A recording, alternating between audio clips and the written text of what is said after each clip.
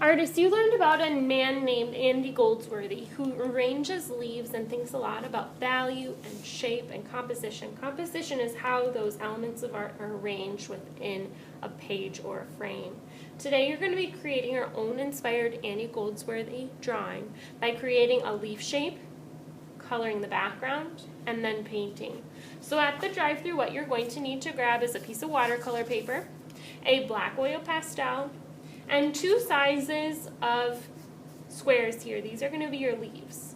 You must have at least 1 size. If you would like 2, you may. All right, I'm going to work with this large one. At my seat, the first thing I do is always the same. I grab a pencil and I write my name, Miss G, and my class code, and flip it over.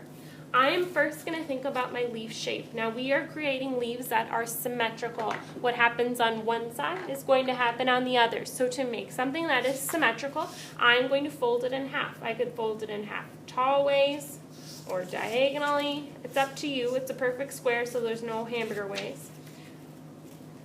And I'm going to draw a leaf. Now this is my crease or my fold line. That is in the middle. My leaf comes on the other side, right? I could think about leaves that I've seen in nature. I could make up my own. When I have drawn out my leaf, I'm going to cut it with it still folded.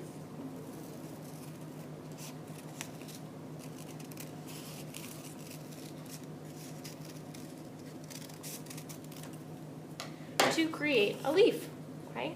Now this stuff here is garbage. That can go in the trash. If I need to change anything about my leaf, now would be the time to do it. I think I want this to be a little bit thinner at the top. Okay. Perfect. So I'm ready to trace my leaf. I'm going to use a pencil first, and I'm going to trace my leaf. I might think about different patterns or organizing my leaf. I could have all of them make like a circle going around. I could have them kind of random or flying off the page. I could have them go in a row up and down or a row across. I could have some go this way and some go that way. Kind of think like Andy Goldsworthy. How should I arrange these shapes on my page? I think I'm going to kind of do randomly, or maybe even have them fit together like a puzzle, and spread them all the way across my whole page.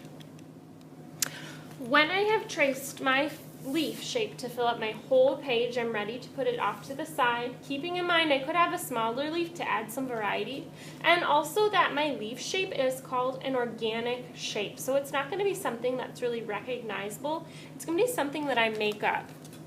From here, what I'm going to do is I'm going to fill in all the space in between my leaves with black oil pastel. So what I like to do is come in and outline the shape first, so I know the line that I need to follow, and then I can come back and fill it in.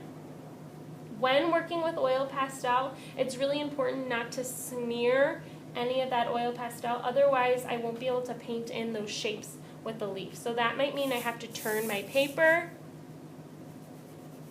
so that I don't get my hand in that black.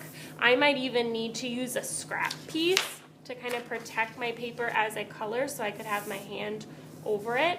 What's going to be really tricky 4th grade is being conscientious of where my hand is and how I'm coloring things in, so that I don't smear any of that oil pastel somewhere else.